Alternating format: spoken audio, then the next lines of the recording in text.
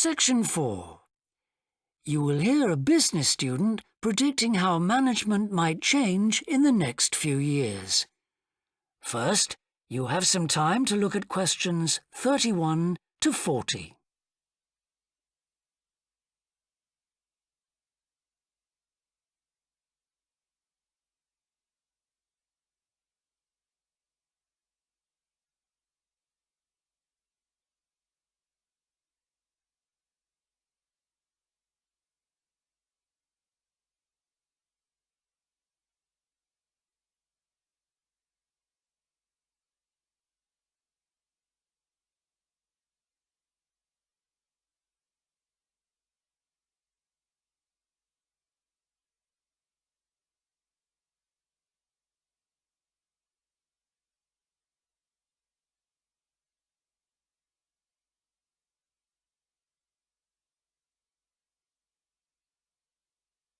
Now listen carefully and answer questions 31 to 40. Well, I've been talking to managers in a number of businesses and reading surveys about the future of management. And what I'm going to present in this seminar is a few ideas about how the activity is likely to change in the next 10 years. It isn't a scientific statistical analysis, just some ideas for us to discuss. One area I want to mention is business markets, and I'm sure a really significant development will be a major increase in competition, with companies from all around the world trying to sell similar products. Consumers will have much more choice. For instance, food products sold in Australia might be manufactured in the USA, China, Finland, and dozens of other countries.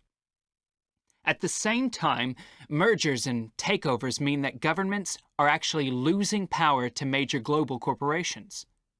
We can probably all think of companies that exert a great deal of influence, which may be good for consumers. A third point I want to make about markets is that in the rapidly expanding economies, such as India, China, Brazil, and Russia, demand is growing very fast. This is putting pressure on resources all over the world. I think businesses are becoming more open to external influences. In particular, companies are consulting customers more and more before making their business decisions. Companies are finding out what they want and providing it, instead of making products and then trying to sell them, which is the model of years ago. Another influence is that concerns about the environment will force manufacturers to extend product life cycles to reduce the amount of pollution and waste. And, in some cases, regulation will need to be strengthened. Many societies are much more fluid and democratic, and the structure of companies is changing to reflect that. I think we're going to see a greater emphasis within companies on teams created with a specific project in mind. And when they're completed, the teams will be disbanded and new ones formed. More and more people see work as simply one part of their lifestyle, and not the most important one. And as the workforce is shrinking in some countries, businesses are having to compete for staff instead of being able to choose among a lot of applicants. Typical examples that will attract and retain staff are traditional ones like flexible hours and, something that has been made possible by advances in technology, remote working, with people based at their home, abroad, or almost anywhere they choose.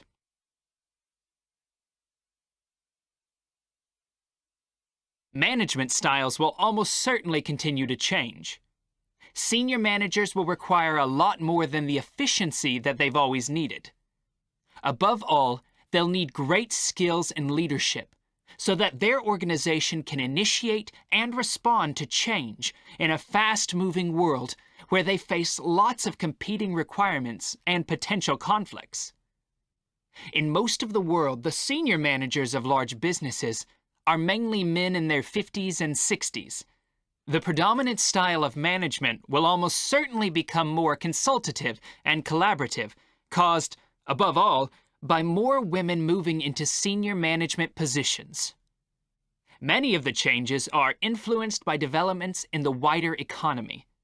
The traditional emphasis of business was manufacturing, and of course the service sector is very important. But we shouldn't overlook the growing financial contribution of IP, that is, intellectual property. Some books and films generate enormous sums from the sale of related DVDs, music, games, clothes, and so on. Another point I'd like to make is that although I've been talking about companies, one trend that they have to face is the move away from people working for the same employer for years. Instead, more and more people are becoming self-employed to gain the freedom and control over their lives that they're unlikely to get from being employed. Okay, well, that's all I want to say, so let's open it up for discussion. That is the end of section 4. You now have half a minute to check your answers.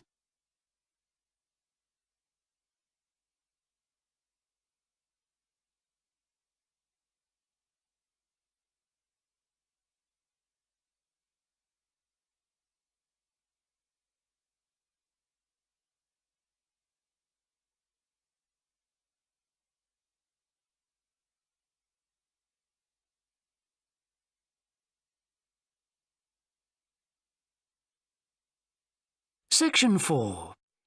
You will hear part of a lecture about leadership introducing a theory called self-regulatory focus theory. First, you have some time to look at questions 31 to 40.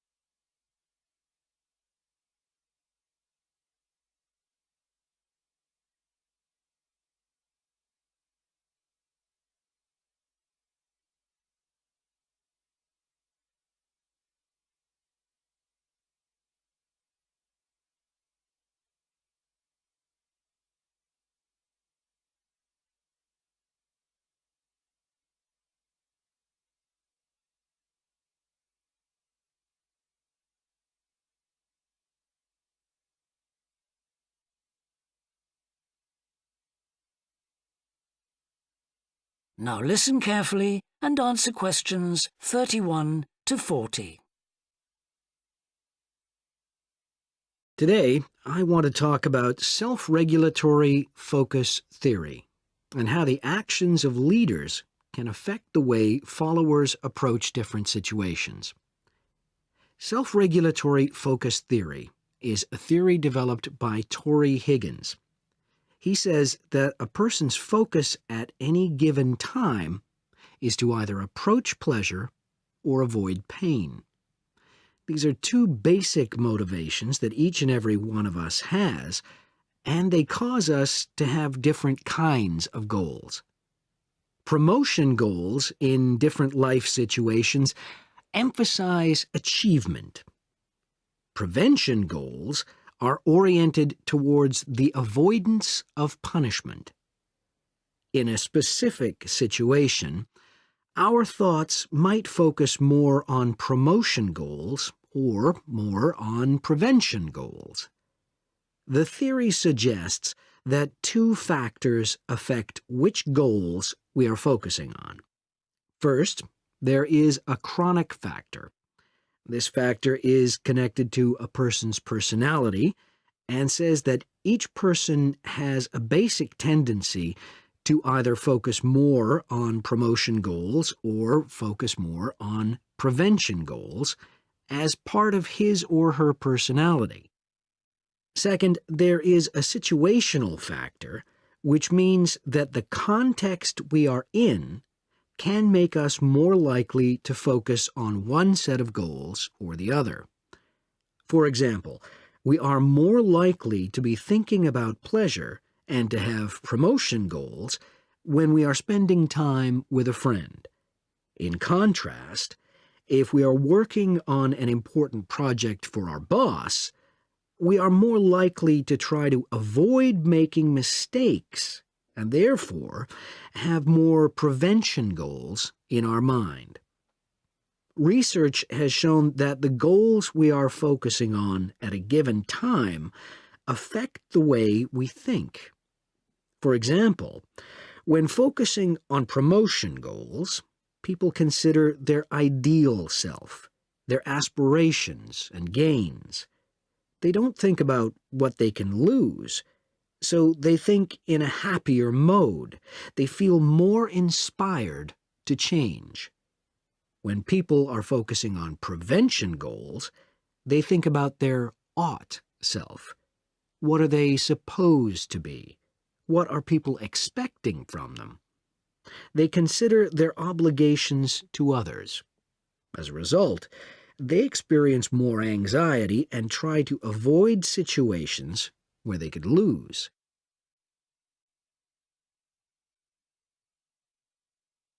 Now that I have talked about the two focuses and how they affect people, I want to look at the idea that the way leaders behave, or their style of leading, can affect the focus that followers adopt in a specific situation. In talking about leadership, we often mention transformational leaders and transactional leaders. Transformational leaders, when interacting with their followers, focus on their development. In their words and actions, transformational leaders highlight change. Their speech is passionate and conveys a definitive vision. All of these things can encourage followers to think about what could be. In other words, they inspire a promotion focus in their followers. In contrast, transactional leaders focus on developing clear structures that tell their followers exactly what is expected of them.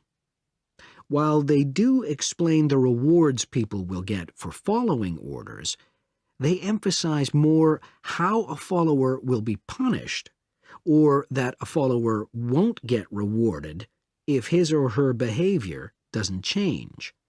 In short, they emphasize the consequences of making a mistake. This emphasis will clearly lead followers to focus on avoiding punishment and problems. This is clearly a prevention focus. In conclusion, it is important to understand that one focus is not necessarily better than the other one. For a designer who works in a field where a lot of innovation is needed, a promotion focus is probably better. In contrast, a prevention focus, which causes people to work more cautiously and produce higher quality work, might be very appropriate for a job like a surgeon, for example. The main point of the research, though, is that the actions of leaders can greatly influence whether people approach a situation with more of a promotion focus or more of a prevention focus. That is the end of section 4. You now have half a minute to check your answers.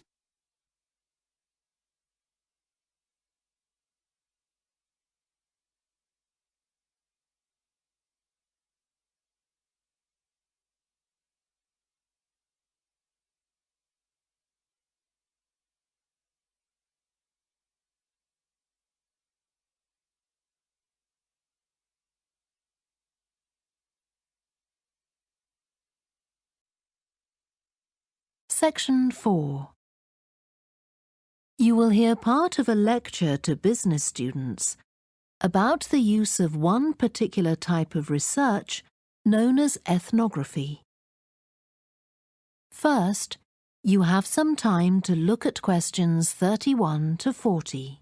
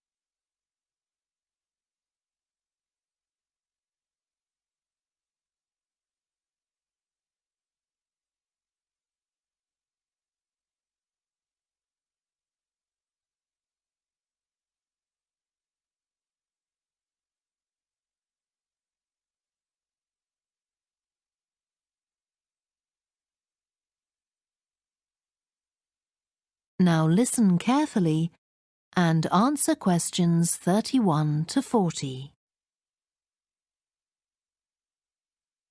So, what I'm going to talk about to you today is something called ethnography.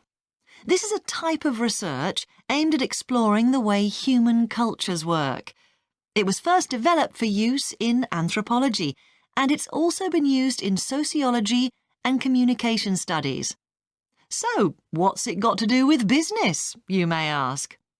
Well, businesses are finding that ethnography can offer them deeper insight into the possible needs of customers, either present or future, as well as providing valuable information about their attitudes towards existing products. And ethnography can also help companies to design new products or services that customers really want.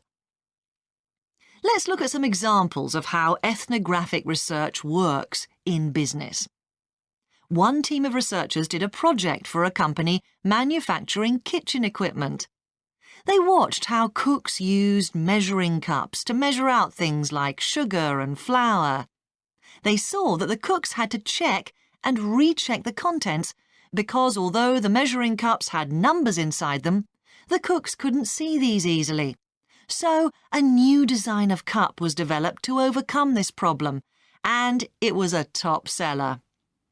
Another team of ethnographic researchers looked at how cell phones were used in Uganda, in Africa. They found that people who didn't have their own phones could pay to use the phones of local entrepreneurs. Because these customers paid in advance for their calls, they were eager to know how much time they'd spent on the call so far. So the phone company designed phones for use globally with this added feature. Ethnographic research has also been carried out in computer companies. In one company, IT systems administrators were observed for several weeks. It was found that a large amount of their work involved communicating with colleagues in order to solve problems, but that they didn't have a standard way of exchanging information from spreadsheets and so on. So, the team came up with an idea for software that would help them to do this. In another piece of research, a team observed and talked to nurses working in hospitals. This led to the recognition that the nurses needed to access the computer records of their patients no matter where they were. This led to the development of a portable computer tablet that allowed the nurses to check records in locations throughout the hospital. Occasionally, research can be done even in environments where the researchers can't be present. For example, in one project done for an airline, respondents used their smartphones to record information during airline trips, in a study aiming at tracking the emotions of passengers during a flight.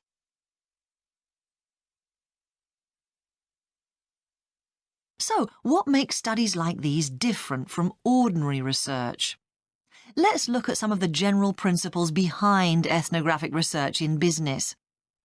First of all, the researcher has to be completely open-minded. He or she hasn't thought up a hypothesis to be tested, as is the case in other types of research. Instead, they wait for the participants in the research to inform them. As far as choosing the participants themselves is concerned, that's not really all that different from ordinary research. The criteria according to which the participants are chosen may be something as simple as the age bracket they fall into, or the researchers may select them according to their income, or they might try to find a set of people who all use a particular product, for example. But it's absolutely crucial to recruit the right people as participants. As well as the criteria I've mentioned, they have to be comfortable talking about themselves and being watched as they go about their activities. Actually, most researchers say that people open up pretty easily, maybe because they're often in their own home or workplace. So, what makes this type of research special is that it's not just a matter of sending a questionnaire to the participants. Instead, the research is usually based on first-hand observation of what they are doing at the time. But that doesn't mean that the researcher never talks to the participants. However, Unlike in traditional research, in this case, it's the participant rather than the researchers who decides what direction the interview will follow. This means that there's less likelihood of the researcher imposing his or her own ideas on the participant. But after they've said goodbye to their participants and got back to their office, the researcher's work isn't finished. Most researchers estimate that 70 to 80% of their time is spent not on the collecting of data, but on its analysis, looking at photos, listening to recordings and transcribing them, and so on. The researchers may end up with hundreds of pages of notes. And to determine what's significant, they don't focus on the sensational things or the unusual things. Instead, they try to identify a pattern of some sort in all this data and to discern the meaning behind it. This can result in some compelling insights that can, in turn, feed back to the whole design process. That is the end of section 4. You now have half a minute to check your answers.